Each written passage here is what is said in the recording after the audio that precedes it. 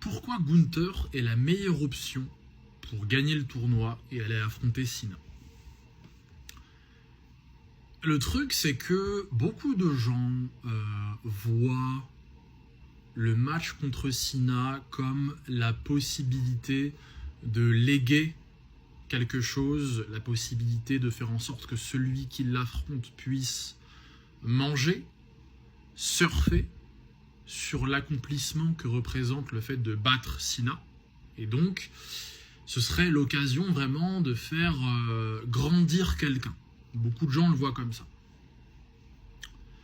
Ce qu'il faut comprendre, c'est que Gunther, c'est un mec, en fait, qui a les épaules, le bagage, la stature, l'historique pour utiliser cet accomplissement-là, surfer dessus et capitaliser dessus. Et ce n'est pas forcément le cas de beaucoup de participants, en fait. Donc, par exemple, si on revient un peu sur les autres participants qui se montreraient éligibles à cette place-là de vainqueur du tournoi, en termes de popularité, forcément, Jey Uso, c'est monstrueux, mais cette année, clairement, on nous a montré, en tout cas, Jey Uso nous a montré qu'il n'était clairement pas main event matériel, donc suffisamment divertissant, intéressant pour pouvoir figurer dans les programmes les plus exigeants de la compagnie en termes de divertissement, donc à savoir une zone où vraiment savoir tenir le mic, c'est quasiment obligatoire, et Jey Uso, c'est clairement pas dans son bagage, du coup ça fait un mec en moins d'intéressant en tout cas. Et après vous allez avoir tous les mecs un peu genre les bébés, genre tous les Carmelo Hayes et tout. Et le problème avec eux, c'est que en fait déjà beaucoup de gens voient ces choix-là. En fait, il y a des gens qui voient ces choix-là comme intéressants. Maintenant, ils n'ont pas encore la stature, en fait, l'historique pour pouvoir avoir pour pouvoir surfer sur un accomplissement aussi gros. Et le truc, c'est qu'en fait, c'est un accomplissement tellement gros qu'en fait, ce serait en push, finalement. Et cela signifierait qu'en fait, ces mecs-là se doivent d'être propulsés dans le haut de la carte. Sauf que c'est beaucoup trop, en fait, pour eux. Et le problème, c'est qu'ils n'ont pas les épaules pour surfer sur un accomplissement tel, et surtout, ils n'ont pas la stature pour pouvoir figurer à côté des autres gros poissons déjà présents dans le main event, en fait. Là où Gunther, c'est un mec qui a déjà fait ses marques dans le main event plus ou moins cette année. Il a déjà pris 2 titres de champion du monde. Il a déjà tourné en promo avec des mecs comme Cody, comme Punk. Et ça de manière extrêmement solide. Gunther, c'est un très bon mic worker aujourd'hui. Il a un personnage bien défini. Il a déjà pas mal marqué la scène de par bien sûr sa prestance, son personnage, son mic, mais aussi au niveau des matchs. Donc il a plusieurs aussi gros matchs à sa ceinture, on va dire, dans le main event et même en mid-card avec son règne intercontinental où il a grave pu s'affirmer dans le main roster grâce à ce dernier. Et donc ce qui est cool avec Gunther, c'est que il va pouvoir surfer sur cet accomplissement-là, car il a de quoi le revendiquer et le mettre sur la table dans les programmes quand il fait face à d'autres gros poissons. Il est suffisamment intéressant pour que cet accomplissement-là puisse servir à alimenter son personnage et ses futurs programmes. Et surtout, il y a un autre point qui est très intéressant, c'est que c'est un heel.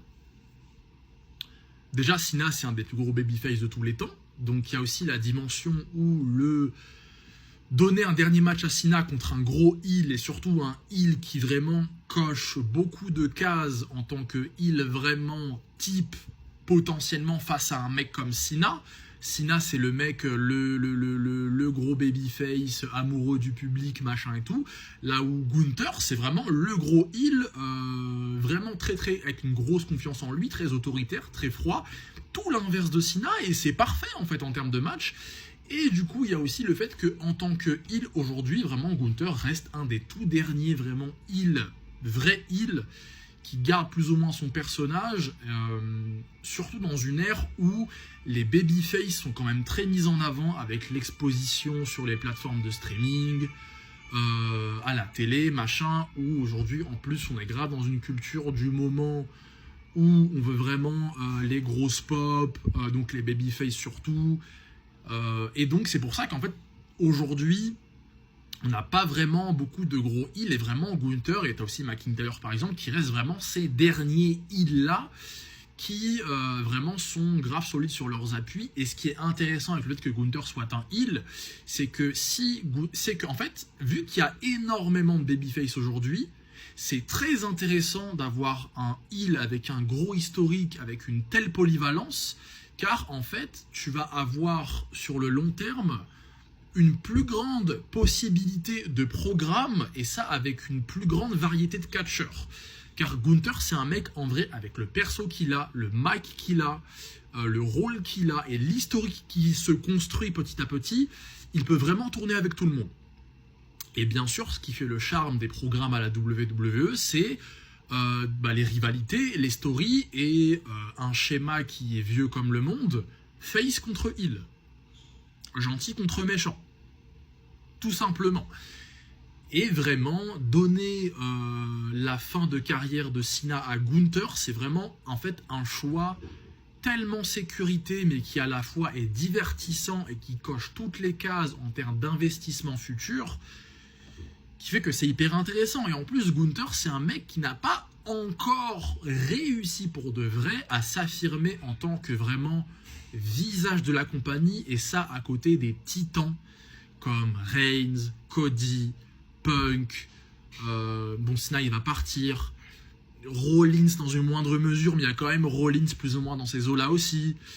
Et Gunther, il n'a pas encore réussi à s'affirmer à côté de ces géants-là. Et c'est vraiment l'occasion, pour le coup, de le placer vraiment à cet endroit-là avec eux, en lui donnant vraiment la fin de Cena, quoi. Cena qui est possiblement le GOAT. En plus, Gunther, cette année, il a aussi pris la fin de carrière de Goldberg, ce qui n'est pas rien. Donc, vraiment, c'est un investissement qui coche toutes les cases en termes de pertinence, surtout vis-à-vis des clients qui sont déjà présents dans ce tournoi-là. Donc, voilà pourquoi Gunther, moi, je pense que c'est vraiment le choix le plus intéressant, le plus pertinent, tout simplement. En espérant, bien évidemment, en tout cas, moi j'espère que Cena perd le titre intercontinental, car j'ai pas envie de voir Gunther refaire un règne intercontinental. Car pour moi, Gunther doit rester dans le main event. Il a prouvé qu'il était apte, éligible, intéressant, assez divertissant et assez pro pour tenir vraiment des programmes aussi importants ou exigeants. Bien évidemment, en tournant au mic avec Cody, en tournant au mic avec Punk. C'est terrible qu'il n'ait pas la chance de pouvoir s'exprimer au mic contre Cena, mais Cena, il a plus de weekly. Donc bon, voilà. Qu'est-ce que vous pensez de tout ça? N'hésitez pas à dire ce que vous pensez de ce tournoi-là, des éventuels gagnants, de qui vous voyez, etc. quoi. Donc voilà, tout simplement. Ah, j'ai pas parlé d'LA Knight. Ah, bon, prochaine vidéo peut-être.